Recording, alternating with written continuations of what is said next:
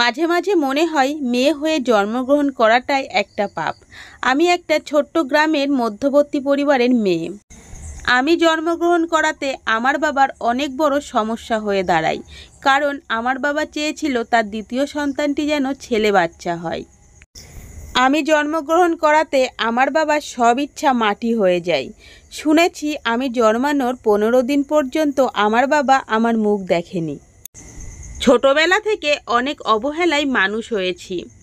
অনেকের মুখে শুনেছি আমার বাবা মেয়ে বাচ্চা একদমই পছন্দ করে না। মেয়েরা পড়াশুনো করবে, বাড়ির বাইরে বেরোবে, খেলাধুলা করবে, হাসি খুশি থাকবে, এই জিনিসগুলো আমার বাবা একদমই পছন্দ করতো না। আমি যখন স্কুলে ভর্তি হয়েছি, স্কুলে পড়াশুনো করছি, আমি পড়াশুনোয় অনেক ভালো ছিলাম। আমি রেজাল্ট পাড়ার সবার থেকে খুব ভালো করতাম, তবু আমি আমার বাবার মন পাইনি।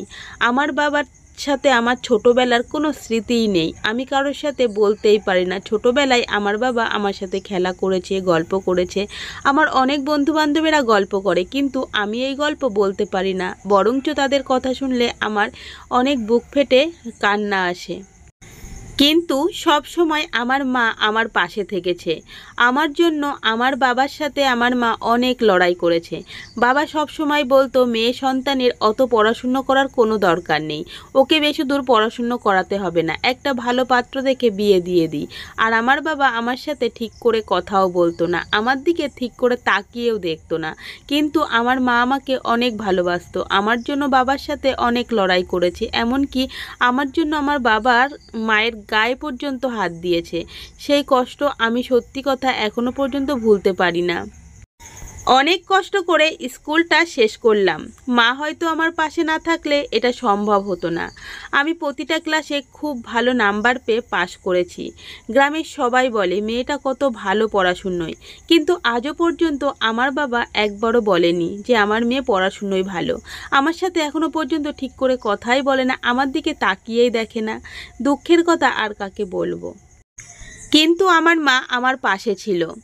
আমি যখন স্কুল পাশ করে কলেজে উঠব, তখন আমার বাবা আমার মায়ের সাথে খুব অশান্তি করতে শুরু করলো। অনেক পড়াশুনো হয়েছে, এবার একটা ভালো ছেলে দেখে বিয়ে দিয়ে দিতে হবে, কলেজে ভর্তি করার কোনো দরকার নেই। কিন্তু আমি এই কথাটা শুনে সেই দিন সারা রাত ঘুমাইনি, সারা দিন পর্যন্ত আমি খাওয়া দাওয়া করিনি। মা আমার এত কষ্ট দেখে বাবার সাথে খুব লড়াই করলো। আর মা আমাকে এই কথাই বলল, তোর বাবা পাশে থাকুক আর নাই থাকুক, আমি তোর পাশে আছি। আমার জমানো টাকা দিয়ে তোকে আমি কলেজে ভর্তি করব, তুই পড়াশুনো কর, যত দূর পারবি তুই পড়াশুনো কর, তোকে আমি এখন বিয়ে দেব না। মা যেই দিন আমাকে নিয়ে কলেজে ভর্তি করে আসলো, সেই দিন বাড়িতে প্রচুর অশান্তি করেছিল আমার বাবা। সাথে আমার মায়ের গায়ে হাত তুলেছিল, সেই সাথে আমার গায়েও। এত পড়াশুনো কিসের, অনেক রকম কথা বলে আমাদের দুজনকেই ঘর থেকে প্রায় বার করে দেয়। পাশের বাড়ির কাকিমা এসে বাবাকে হুমকি দিয়ে তারপরে আমাদেরকে ঘরে তুলে দিল। আমি সেখান থেকে পড়াশুনো করতে শুরু করি। আর আস্তে আস্তে মা আমাকে কি করলো, একটা হোস্টেলে ভর্তি করে দিল। বাড়িতে থাকলে ঠিক একদিন না একদিন পড়াশুনোর মধ্যে যতই থাকি না কেন, একটা ভালো পাত্র পেলে বাবা আমাকে বিয়ে দিয়ে দেবে। সেই ভয়তে আমি হোস্টেলে গিয়ে থাকতে শুরু করলাম। বাড়িতে আসতাম যখন ছুটি পেতাম, এসে বেশিক্ষণ বাড়িতে থাকতাম না, তাড়াতাড়ি করে আবার চলে যেতাম বাবার ভয়তে। বাবা নামে একটা আতঙ্ক হয়ে গেছিল আমার কাছে। এরকমভাবে পড়াশুনো করতে করতে কলেজটা আমি খুব ভালোভাবে পাশ করলাম। মা পাশে না থাকলে হয়তো এটা সম্ভবই হতো না। তারপরে আমি যখন এমএ ভর্তি হব, মা আমাকে উৎসাহ দিল। তারপরে আমি কি করলাম, একটা টিউশানি ধরলাম, কারণ মা আর চালাতে পারছে না, মা কোথা থেকে চালাবে, আর বাবার সাথে কতই বা অশান্তি করবে।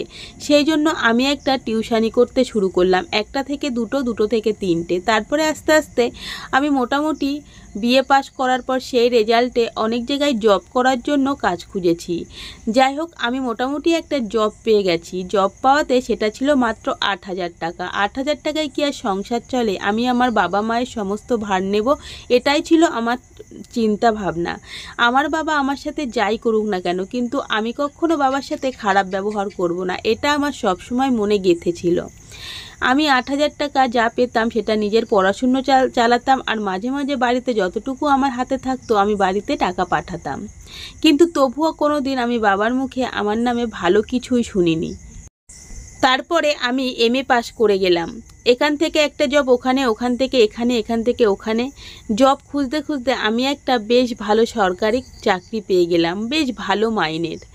আমি এবার বুঝলাম আমাদের এইবার পরিবারে আর দুঃখ কষ্ট থাকবে না, আমি আমার বাবা মাকে ঠিকভাবে রাখতে পারবো।